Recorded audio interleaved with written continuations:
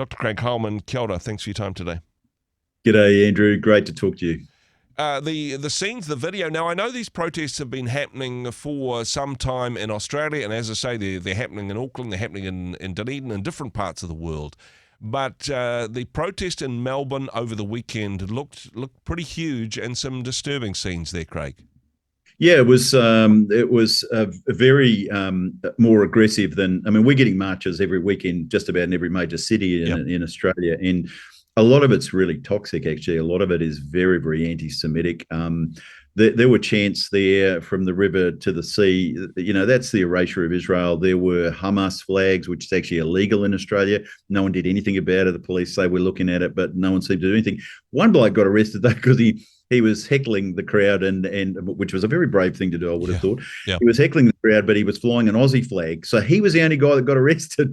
That was another aspect of the media story in Australia, was that the one guy flying the Aussie flag got arrested. Everybody else had a flag. They were just fine, no problem. Exactly. Now, different reports on this one, and various politicians jogging for position in front of the camera, particularly from the Greens, of course. That's their particular direction of leaning. Was it for the most part the Muslim community who were marching, or was it perhaps more regular white Australians who have jumped onto this bandwagon? A lot of that, mate. There were a lot of. It's really a union-driven thing, and so Melbourne is very, and Victoria generally is very union-run. It's the most left-leaning state in Australia, and it's the People's Republic of Victoria these days. It's a very odd place. It's a weird place now in terms of Australia, but it's as far left as it can go. It was a lot of unions, and that's why there was so much pressure on Albanese, because he's a man of the union, a man of the left and the unions, and the unions are putting on huge heat on the government. Some of the scenes that I saw, throngs of people surrounding historic churches in the middle of town. Of course, this happening over the weekend as people are trying to quietly go about their business or even worship God in these churches. Any response from the Christian community on this? Not a lot has been said, actually. The only thing I saw in the media here related to one of the ministers associated with the church, who basically downplayed the whole thing. So I don't think much has been said. But look, I think by and large, this is not an issue that really Christians are really connected with in Australia, funny enough. There's not a lot said either way on this issue by churches. So there's not a lot said pro-Israel. There's not a lot said necessarily denouncing, Hamas and whatever, the Palestinian movement. It's pretty quiet in the churches. The churches in Australia are very non-political in a very, actually quite, perhaps even unhealthy way, funny enough. That really surprises me. I mean, everybody and their dog literally has an opinion on this one. For the church to not have a voice, I mean, not saying the church should take sides and go, hey, these are the people that we're on one side and this group's on the other, but to have nothing to say about this important issue is problematic. I've only seen personally a handful of church leaders ever speak up about these issues. There are a couple that I'm aware of. There's one Catholic guy in Western Australia, and there's an Anglican guy that I know personally. I think he's from Victoria. There are a couple of outspoken people, but that's it. The church, by and large, doesn't touch this sort of stuff.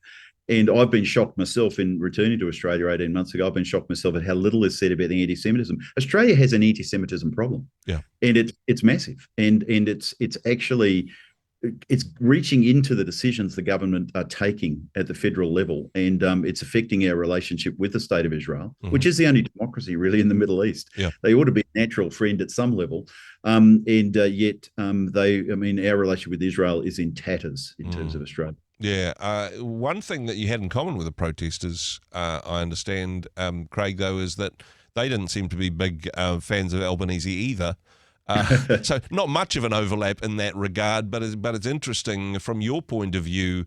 Albanese's not doing enough to support Israel. From the protesters' point of view, he's doing too much to support Israel. So he's between a rock and a hard place. It's something that he can't win. Yeah, seemingly so. Seemingly in between a rock and a hard place. So look, that pressure on him is going to continue. He's tried to govern a bit more as a centrist. He's genuinely a man of the left, but he's tried to govern a bit more as a centrist. He wants to stay in power for a long time. And the Labor Party is doing a lot to ensure, like our immigration issue in Australia is directly related to voting trends. So the largest group of people we lead into Australia at the moment are actually Indians. 85% of Indians vote Labor when they come and become citizens of Australia. So the Australian Labor government has every incentive to allow mass immigration from India to happen. It's the immigration version of stuffing the ballot boxes, really, isn't it? Very much the case. And so I suspect they want to be in power for the next 20, 30 years, and hard to know how you'll get them out. But look, they haven't been particularly brave in a lot of the decisions they've taken, and they are very afraid of the Muslim vote.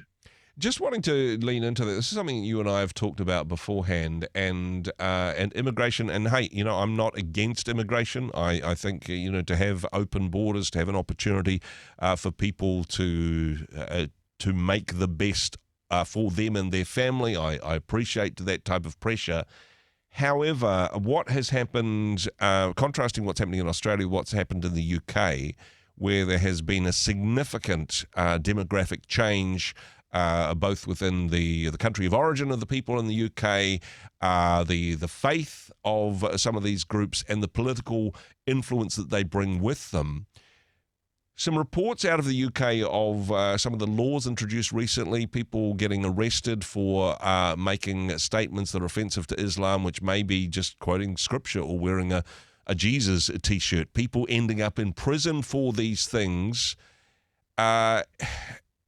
From a part of the world which, up until quite recently, this would have been unconscionable. Is this the way Australia is heading, do you think? What's your views on this, Craig? In short, yes. I mean, we're going to go the same path. There's no doubt about it. We're doing everything possible through our e-safety commissioner and various other powers to police what we decide, what the powers that be decide is unhappy or unhelpful speech in the Australian public square.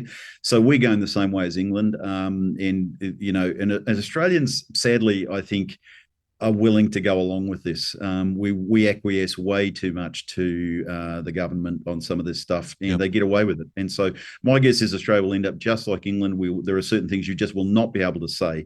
And get away with. And so you won't be able to hold a reasonable debate about immigration. There's no doubt our immigration figures in Australia are too high. Australia's benefited from immigration, so nobody should be against immigration, but it has to be done in a reasonable, rational way. You have to have enough houses for people, for starters. That's just a basic. And so, we are way, way over our skis. And what happens to any society when it changes that rapidly?